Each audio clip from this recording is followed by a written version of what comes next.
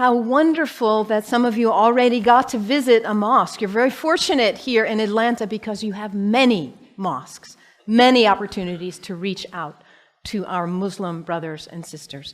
In the whole state of Vermont, where I hail from, we have one. So you have no reason to not visit. It's right around the corner from you. There are mosques everywhere.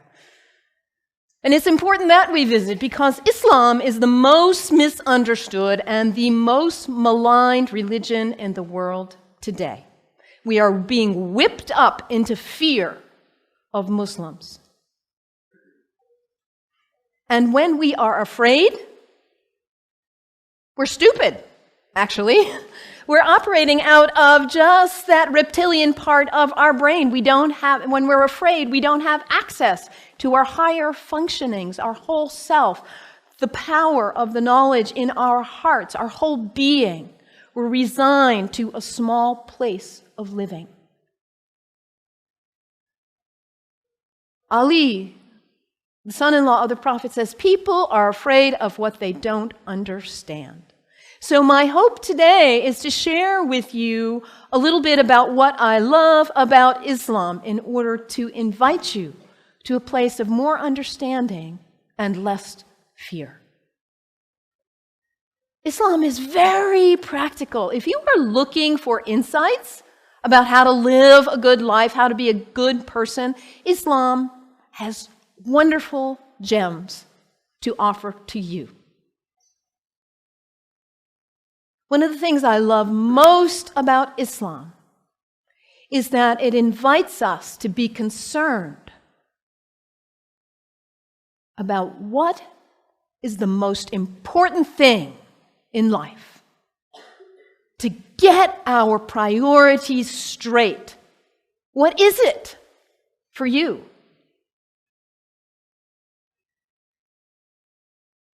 Stuff? Money? Power, prestige, family, kindness, service, love, art, compassion. What is it for you? If you get nothing else out of today, take that one question and live into it. And if you don't know the answer yet, find out. What is it for you? What's most important? In Islam, the answer is very clear. La ilaha illallah, Muhammadan Rasul Allah. There is nothing but the source, God, the one. How did you say it, Anthony? That love which is greater than we can know. That's what matters. And Muhammad is his prophet. Is the prophet of love. La ilaha illallah, Muhammadan Rasul Allah.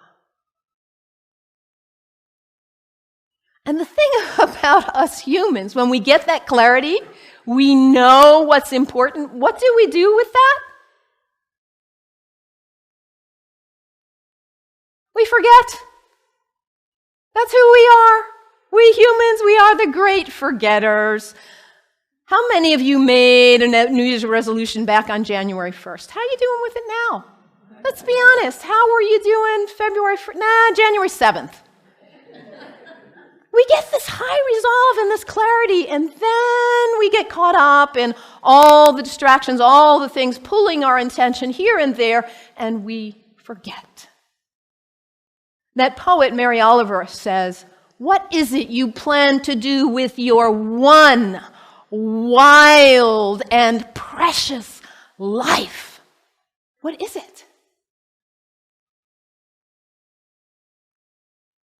In order to not waste our life, we need to regularly hit that reset button, come on back to center, to our heart, to what we know is really why we are here, what we know is really important. Regularly throughout the day, to stop and come back and say, well, let me check in and remember what matters so I don't waste my day or my week or my month or my life. And for Muslims, this is prayer, salat. It is the second pillar of Islam. The first pillar, la ilaha illallah, to know what matters. And the second pillar is to hit that reset button in order to regularly come back to center and remember what really matters. And for Muslims, this is not an activity in the head. It's an activity of the whole body. Allah Akbar, Allahu Akbar. Bismillah ar-Rahman ar-Rahim. Alhamdulillah, Rabbil Alameen. Ar-Rahman ar-Rahim. Malik Yawmiddin. Yak na'budu wa yak nasta'in. As-siratal mustaqim. Siratal ladhina an'amta alayhim. Ghayril maghdubi waladdallin. Amin. Allahu Akbar.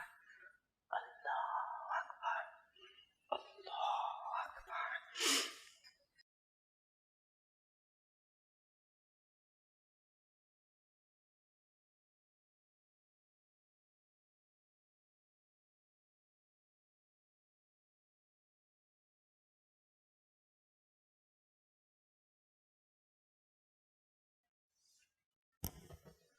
Can you imagine how limber you'd be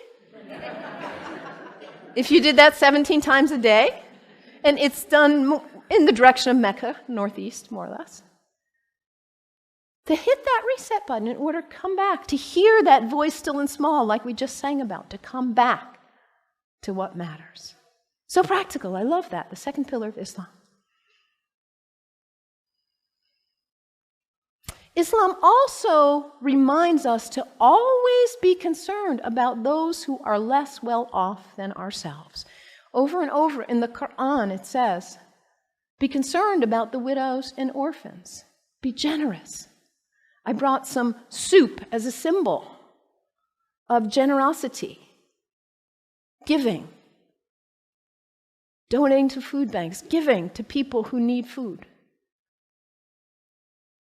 I think about Muhammad almost like a social genius. He himself was an orphan. By the time he was 6 years old, he had already lost both his parents. He knew marginality. He knew it. And what happens when there is imbalance in a society where there are some who have a lot and some who don't have enough? What happens here? Those who don't have enough are suffering, aren't they? Out of their lack of nutrition, food, healthcare, hygiene, educational opportunities, they suffer. And in their suffering, they may experience illness. Their illness doesn't stay there, does it? It spreads to the rest of the people. And in their need, they may choose to engage in criminal activity just to try to put food on the table. And that destabilizes the whole society when you have some without and some with too much. And what about the people with too much? Greed is spiritual bankruptcy. We cannot know well-being in our hearts when we are surrounded with too much while others are suffering. It creates instability. And Muhammad, peace be upon him, he was a spiritual genius, saying, let's bring it back into balance. Let's give. Let's be generous. And this is the third pillar of Islam, zakat, generosity. I love that about Islam. And I love, too, that Islam invites us to take a break from our habits. We humans, we're habitual creatures. We just are. We do something once, we do it again, we do it again. We just do.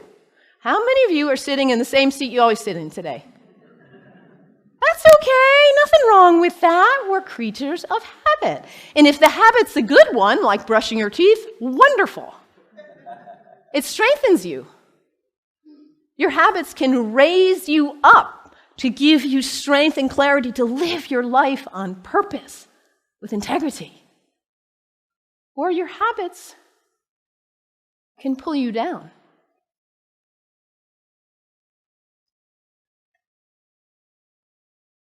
To take a break from your habits, because what happens when you try to take a break from your habit, when you try to stop reaching for whatever it is and you cannot?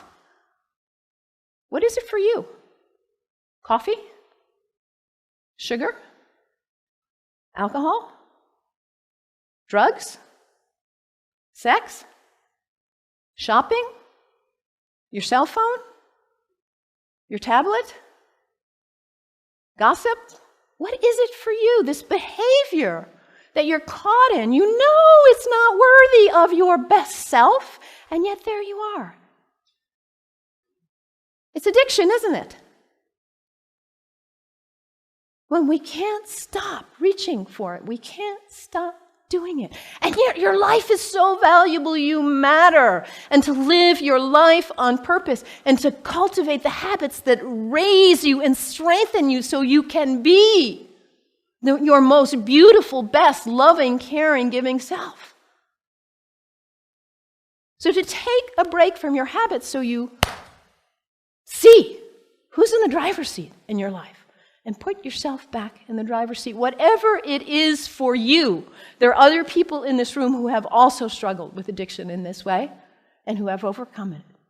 You can get help. You can do it. Your life matters. It's valuable. This is the next pillar of Islam, fasting. Fasting not just from food, but fasting from other activities and behaviors as well.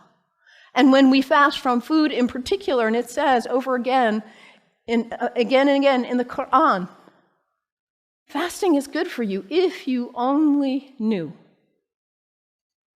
Because we put too much in our bodies, don't we? We stress them. We overeat and put junk. And we don't honor the beauty of ourselves.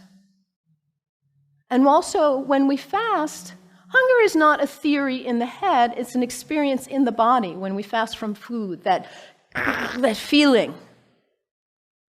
And then when you see somebody else on the street who is begging, it's not a theory. You feel empathy because you know what hunger feels like. It's harder to close your eyes and walk right on by. Muhammad, that spiritual social genius, to create harmony and stability in society. The fourth pillar of Islam, fasting, taking a break from your habits. So practical, I love it. And I also love about Islam that it encourages us to take a break from our location, to travel with intention, to recognize the power of space, the sacredness of space, and how the greats who have walked on this earth have blessed the earth with their presence, their breath, their thoughts, their actions. And when we travel with intention, we are changed by it. This is the fifth pillar of Islam, pilgrimage.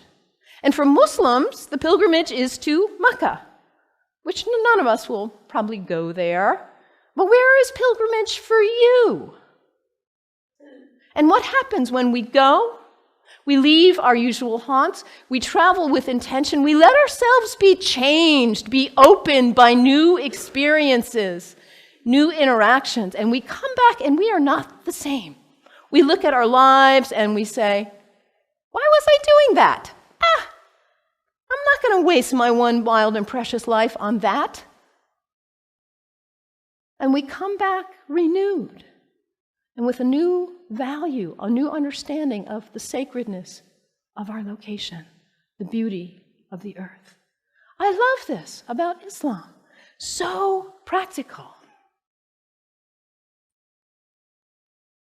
What's the one thing that matters in your life?